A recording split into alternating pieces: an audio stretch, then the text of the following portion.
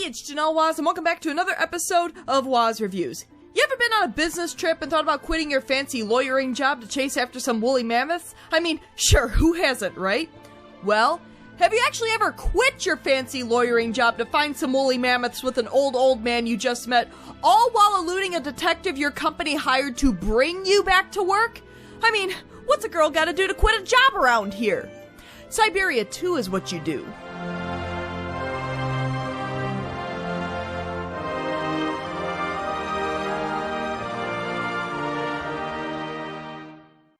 You might remember a review I did a while back for the first Syberia game.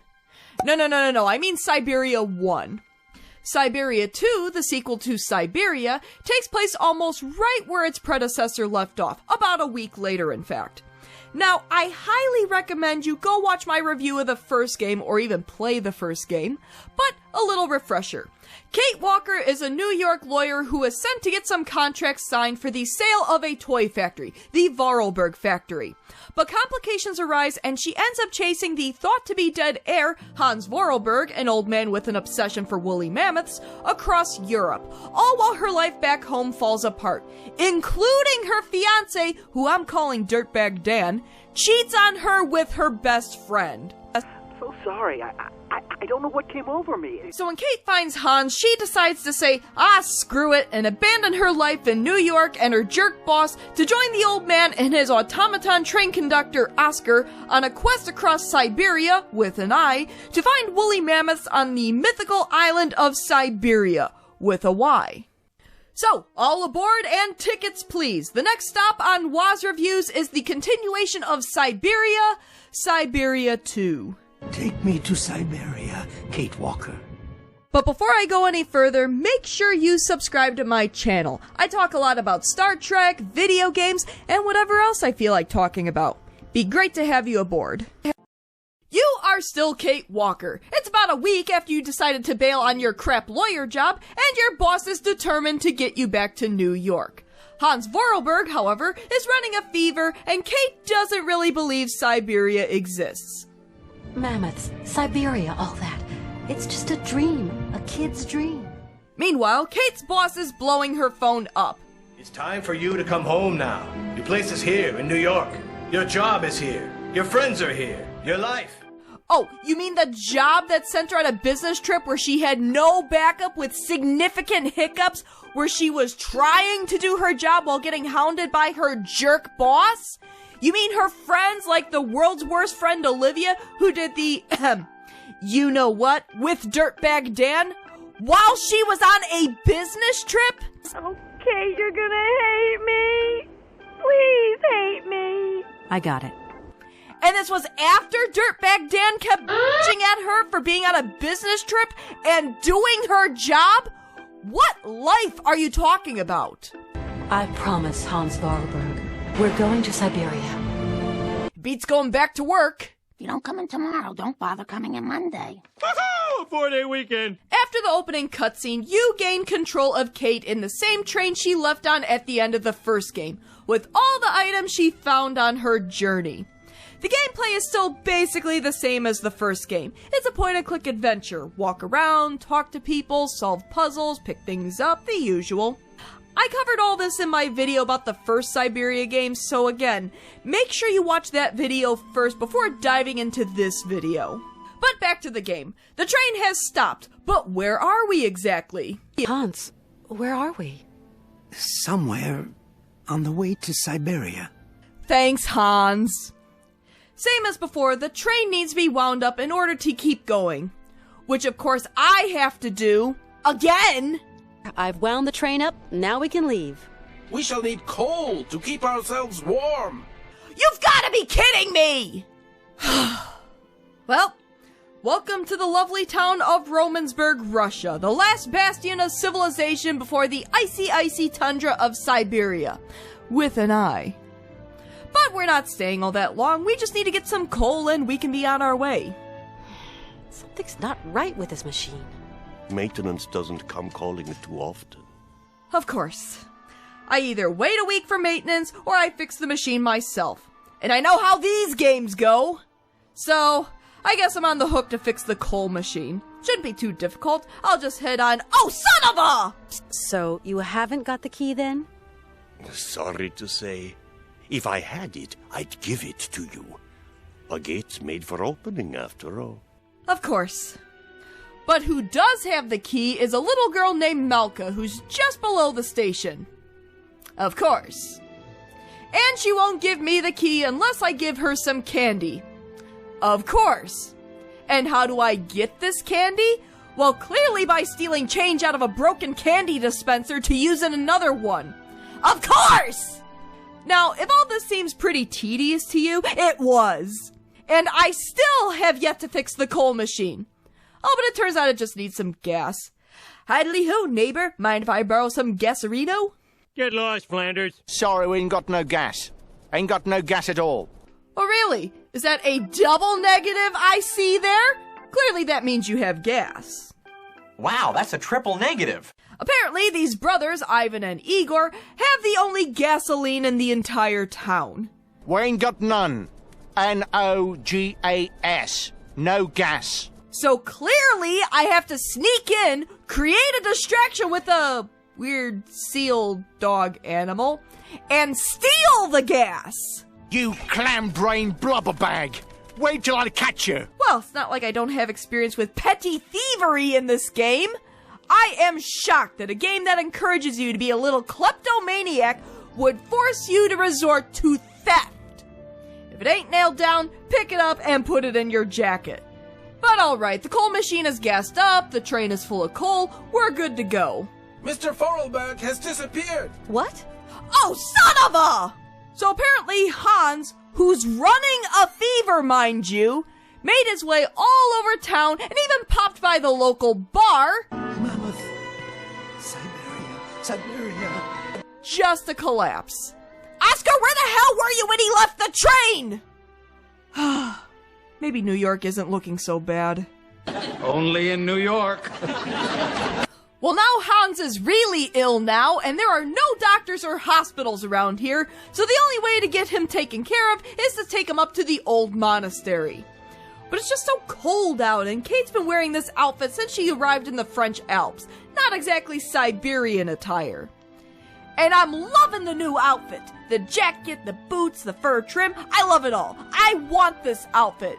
Is it warm enough for Siberia? Probably not. Is it styling? Oh, heck yes. Styling.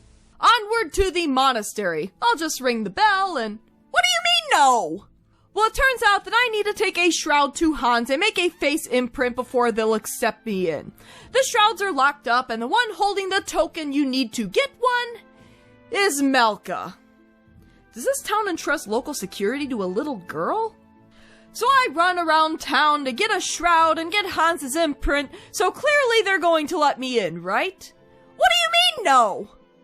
Well, there's actually a very specific reason why Kate isn't allowed into the monastery. Because I'm a woman, I'm forbidden access to the monastery. So obviously, Kate's stuck between a rock and a hard place. Hans needs to be treated. The monks at the monastery are the only ones in the area that can do it, but they won't let Kate in because she's a woman. So, what to do? Well, clearly borrow a plot out of beloved 90s sitcom Family Matters and dress up as a monk and sneak in. I'm Sister, Sledge. Oh, yeah, a monk no one's seen before with a clearly feminine figure? Totally legit. What? A woman? So the monks bring Hans to the monastery, and the prognosis isn't looking very good. Your friend is dying. You must believe me, my child. Oof, I just got Kai Wynn vibes from that just now. Just what are you trying to infer, child? Kate, however, isn't convinced Hans is dying because all he has is a fever that I'm sure a trip to St. Mary's Hospital would cover. But the patriarch of the monastery won't do anything and just sticks Hans into a dingy room. Don't you worry. You're in very good hands. Kate, why you gotta lie to him like that? Theft? Trespassing? Fraud? She better get herself a good lawyer. Add some medical malpractice to that because Kate decides to cure Hans with an herb candle. Tylenol. Who needs it, am I right? Can you walk? I'd like to, but... Okay. Kate's gotta figure out a more realistic way of getting Hans to the train, and walking is out of the question. I mean, what are they gonna do? Distract the grave-digging monk by ringing the bell and use the coffin meant for Hans's funeral as a sled so they can glide their way to freedom? I mean, that's just silly. Oh, they're really doing that. Later, dudes. That was some ride, huh, Hans? Yeah. Alright, this day in Romansberg has been ridiculous enough. Let's get the hell out of here. There's just a spot of work I haven't finished. You'll have to help me, Kate. You're killing me, Hans! The bartender of the local bar is actually an old friend of Hans's, and Hans just repaired the clockwork heart for the automaton horses for the cabaret. So we can't leave until I stumble my way through fixing these horses. Meanwhile, while Kate is enjoying the animatronic horse show, a train robbery is underway. Oh good, because it's not like I spent enough time in Romansberg. Let me in! Did you see that, Malka? The train left without me. Ivan and Igor have confined Mr. Voralberg to his chambers. I fear something dishonest is afoot, Kate Walker. No Oscar! I'm experiencing a sensation of uneasiness, Kate Walker. Well, there's only one way to catch them now. Use a train car powered by a dog, seal, animal thing. Animal things. Okay, it's a Yuki. Let's roll. And we're making some pretty good time. Although Oscar could be better.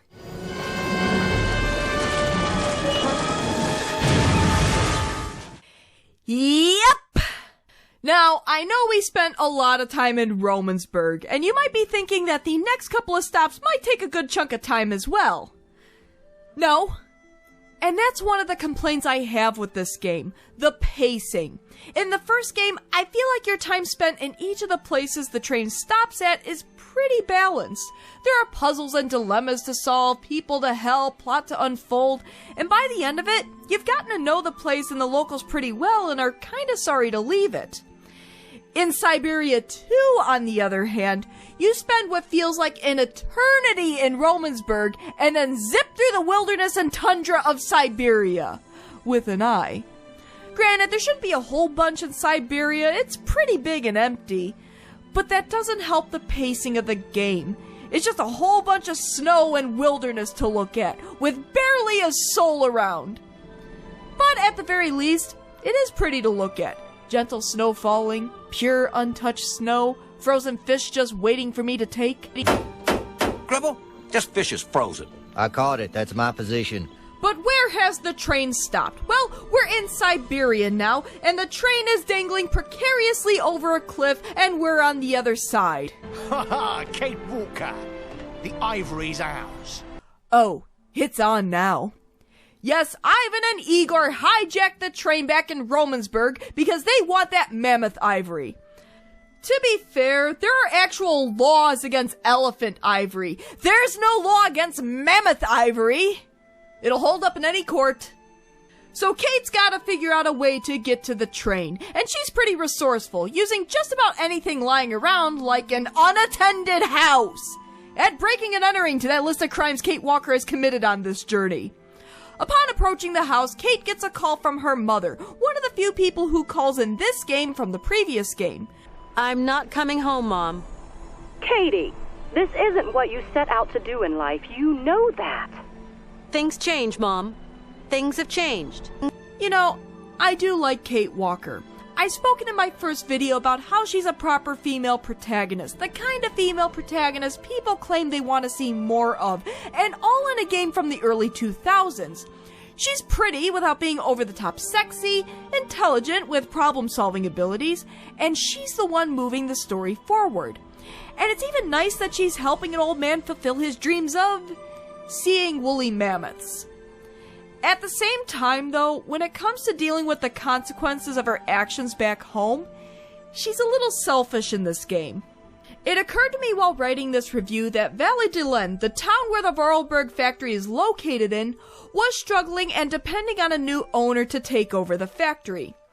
If Kate never made it back to New York with the contracts, It's more than just a business deal falling through for her firm.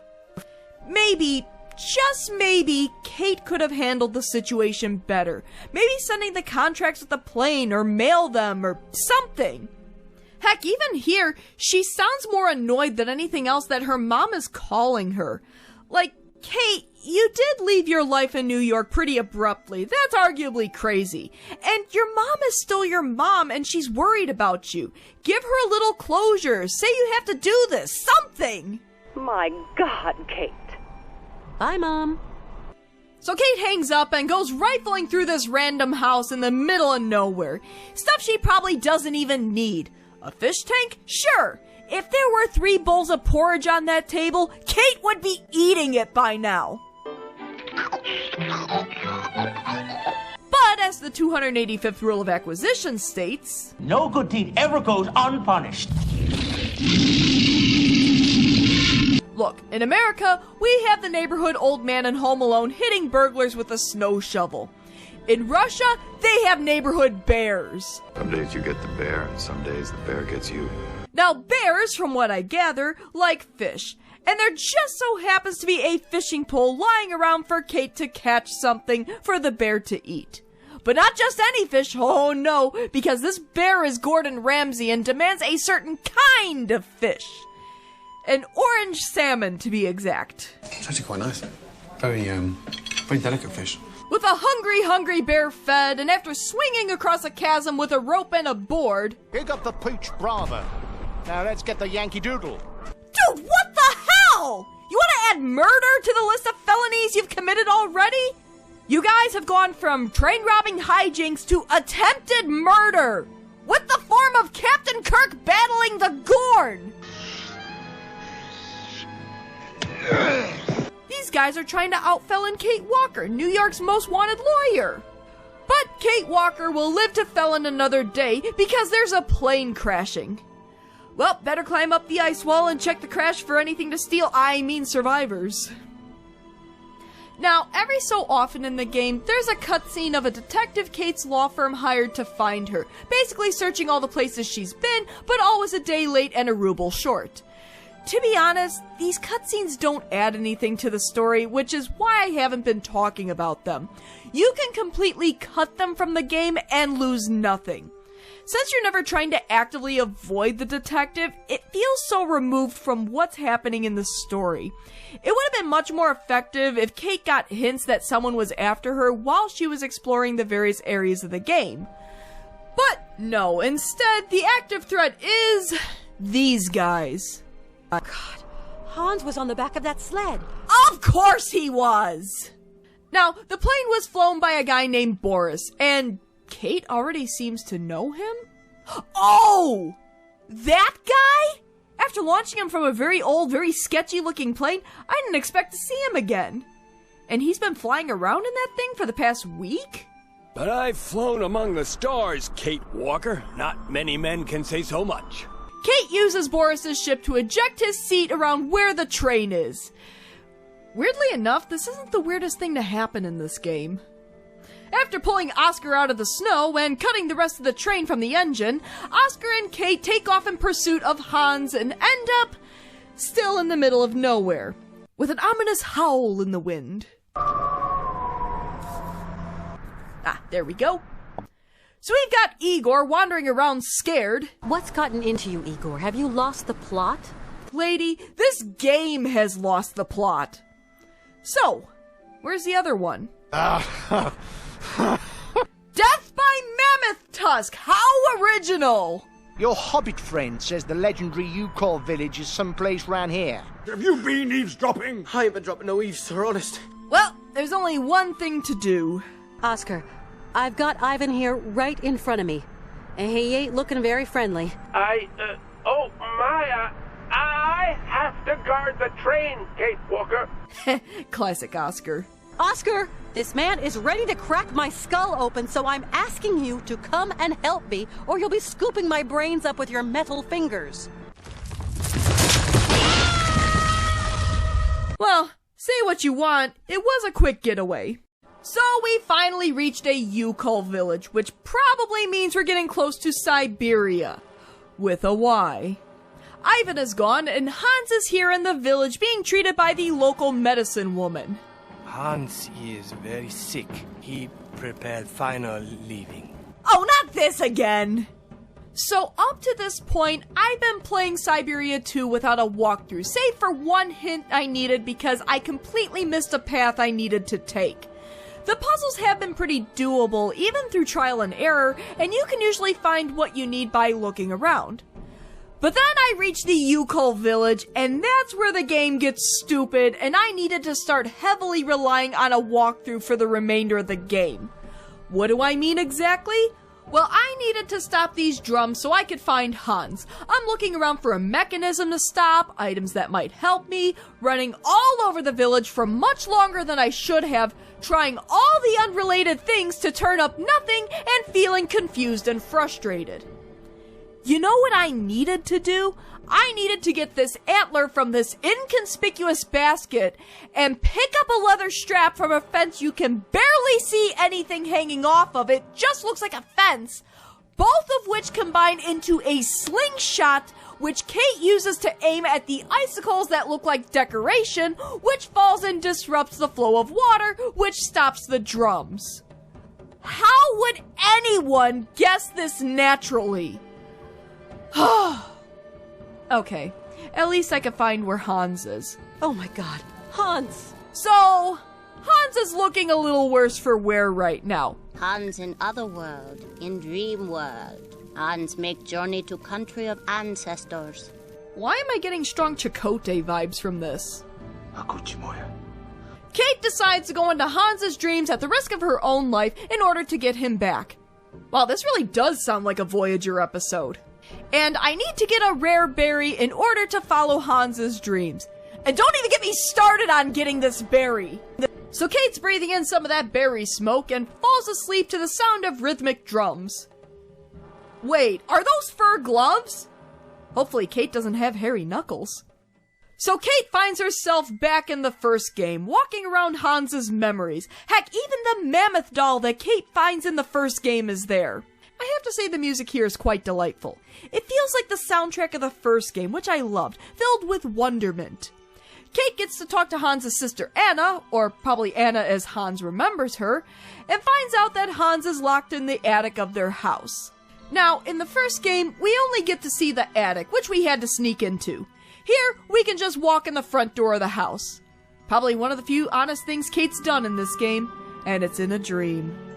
Kate talks to Hans's father, who refuses to let him out of the attic because he's being punished. And if that doesn't sound eerie enough, the music shifted to ominous music while a clock is ticking. It really puts you on edge. Goodbye, Mr. Voralberg. Goodbye it is, Miss Walker. But anyways, we'll need a key or something to get Hans out of the attic, right?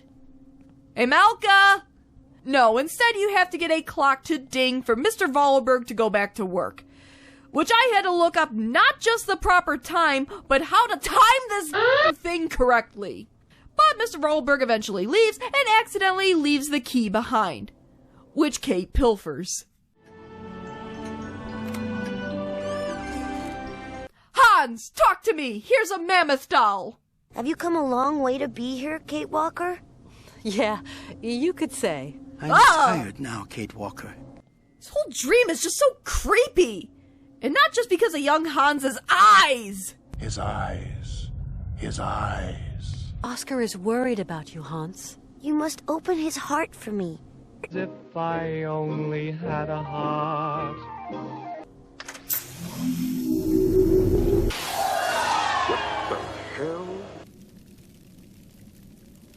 Hey, Oscar, talked to Hans in a dream, and he said I have to open your heart. Does that mean anything to you? What the hell does that mean? No, seriously, Oscar, what the hell does that mean? Each thing in its own time, Kate Walker.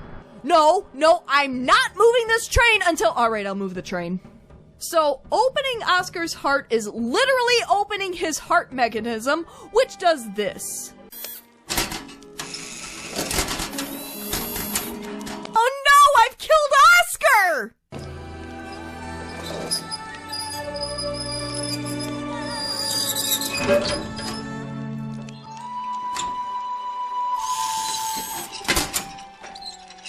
He's more machine now than man. This man really wants to see those mammoths. Now, we've come all this way to get to the island of Syberia, and there's no more track and a heck of a lot of water between here and there. So we're going by boat now. Only to run aground on an ice shelf. It's one thing after another in this game. Well, okay, just need to dislodge this anchor and we'll be off again. Yep, pull that narwhal tusk out of your jacket, Kate! And good riddance to you, Kate Walker! You son of a bitch! How did you get here? Get off my plane. Now, before you think Ivan's going to somehow catch up with us again, he meets his end. Being pecked to death by penguins. Who would have thought the deadliest animal in this game wasn't the bear, but the penguins? Welcome to Siberia, population 1, 0. Enjoy our sunrises, our mild temperatures that allow grass to grow, our tusk-chic architecture, our machinery powered by Yuki. Siberia! It really does exist! Hans, we're there. Syberia. But okay, we came here for one purpose and one purpose only, the mammoths. And the way to call up a whole herd of mammoths is the flutes the ancient Youkols used. Do you know how they work? No. Fine. While this game does give you hints on how to operate the flutes via diagrams on the ship, which are kinda hidden by the way, the ancient runes used to solve the puzzle are kinda tough to decipher, not to mention how much you have to go back and forth between a medallion and the machinery. So, I have no shame in admitting that yes, I relied on a walkthrough for this last bit. But what is truly a shame is that the game makes it more difficult than it needs to be. I know it's the end game and it shouldn't be too easy, but I would have liked to have figured it out on my own in a reasonable amount of time. I don't want to get to the end feeling frustrated. I want to feel like I figured something out that had a set logic and I'm rewarded with a good ending. And the ending is a pretty solid ending. Once you get the flutes going, mammoths! They do exist! And they move in herds! They do move in herds. Hans has fulfilled his lifelong dream, reaching Siberia and being able to come face to face with woolly mammoths, the one thing that captured his wonder as a child. And it's a really touching and emotional scene. Hans rides off in the distance on the mammoths, and Kate waves a tearful goodbye as the scene fades out.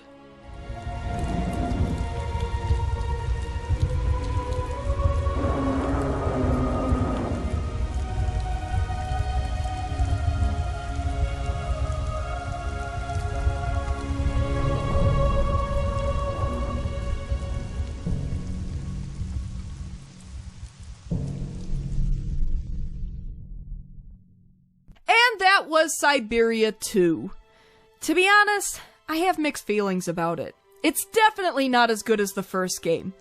Syberia I really captured my interest with its world building, introducing me to this world where mammoths are still alive on a mythical island called Siberia, where you travel across Europe with each part of the story balanced, and it felt like you were really working towards something in each town, uncovering a little more of the mystery surrounding Hans Voralberg and his fascination with Siberia and mammoths.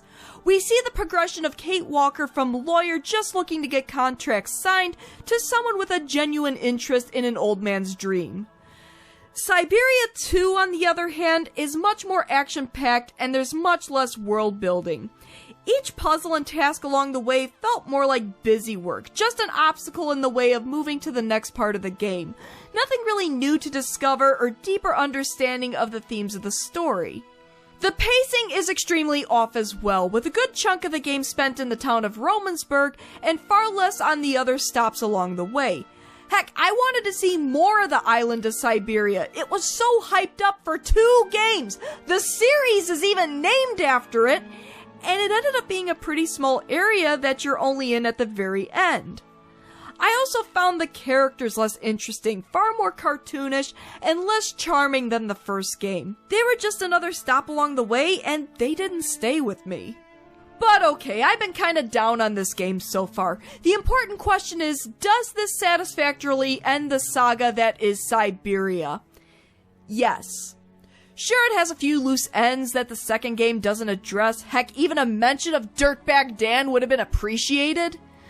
But Hans is the focus of the series, and the whole point of the story, Hans reaching Siberia and seeing the mammoths, has concluded. Maybe his fate is a little ambiguous, but the game makes it clear that he's near the end of his life, and he's going to spend the remainder of his days with the mammoths. So, yes, Syberia II is a satisfactory conclusion to the story of Syberia.